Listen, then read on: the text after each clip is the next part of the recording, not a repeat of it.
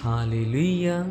स्वागत है आप सबका मेरी भविष्यवाणियों की पुस्तक में।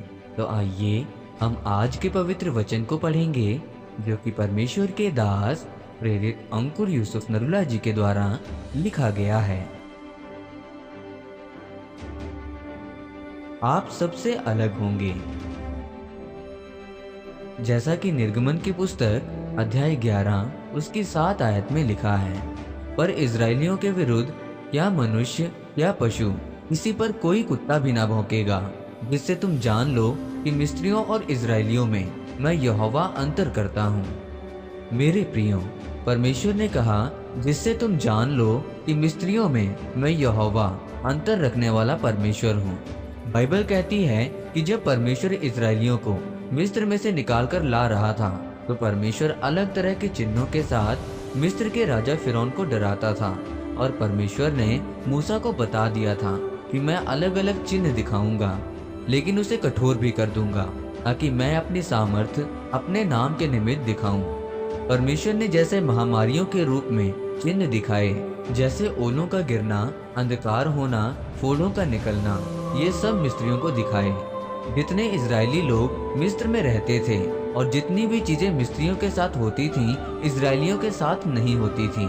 जो मिस्रियों के पशु होते थे वो ओलों से मर जाते थे, और कुछ ही किलोमीटर इजरायलियों की बस्ती पास में ही होती थी, लेकिन वहां पर कुछ नहीं होता था।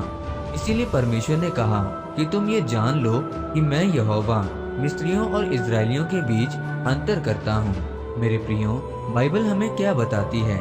बाइबल हमें परमेश्वर की इच्छा के बारे में, उसके दिल के बारे में, सोच के बारे में बताती है कि परमेश्वर हमारे बारे में क्या सोचता है, और शैतान उससे उल्टा योजना रखता है।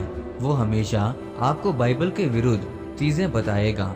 याद रखें, जितनी देर तक आप वचन के नीचे नहीं आएंगे तब तक आप जितना मर्जी कुड़कुड़ा लें, आप आशीष नहीं ले सकते। परमेश्वर ये चाहते हैं कि आप में और अन्य जातियों में एक दिखने वाला फर्क होना चाहिए, चाहे वो फर्क आत्मा में हो, शारीरिक आशीषों से हो, सामाजिक हो, आर्थिक रीति से हो। और यही परमेश्वर की आपके जीवन में श्रेष्ठ योजना है। आप सोच कर देखें, वहीं एक जैसी बीमारियां आपको हो रही हैं और वहीं बीमारियां अन्य जातियों को भी हो रही हैं। और आर्थिक रीति जो संघर्ष आप कर रहे हैं, वहीं आर्थिक रीति से संघर्ष वो भी कर रहे हैं। सिर्फ आप में और उनमें यही फर्क रह गया है कि आप स्वर्ग जा रहे हैं। लेकिन परमेश्वर ने कहा, मैं धरती पर भी अंतर करूंगा। जब मिस्रियों ने देखा कि जो हमारे साथ हो रहा है वो उनके साथ नहीं हो रहा, और इसी वजह से वो उनसे डर गए और उनको मिस्र से जाने दिया, और उन्हें अपना सोना चांदी दिया ताकि 430 साल की मजदूरी उन्हें 1 साल में ही मिल जाए। अगर आपके और अन्य जाति दोस्तों के जीवन में कोई फर्क नहीं है तो इसका मतलब आपको प्रार्थना की, पवित्रता की और परमेश्वर में लंबा चलने की जरूरत है। परमेश्वर में कोई भी बोला गया वचन अपने आप पूरा नहीं होगा। अगर आप अपने जीवन में फर्क को देखना चाहते हैं तो आपको प्रार्थना में जाना होगा, और सबसे पहला जो फर्क, अंतर आपके जीवन में आता है वो आत्मिक फर्क है।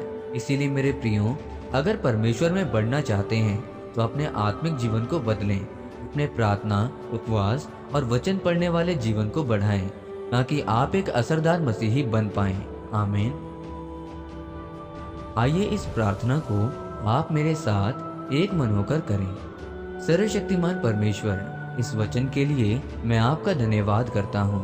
परमेश्वर, मैं आपसे प्रार्थना करता हूँ कि मैं पवित्रता में चल सकूं और एक असरदार फल लाने वाला बन सकूं, प्रभु यीशु मसीह के नाम में, आमीन। परमेश्वर आप सबको आज के वचन के ऊपर मनन करने के द्वारा आशीषित करे, आमीन।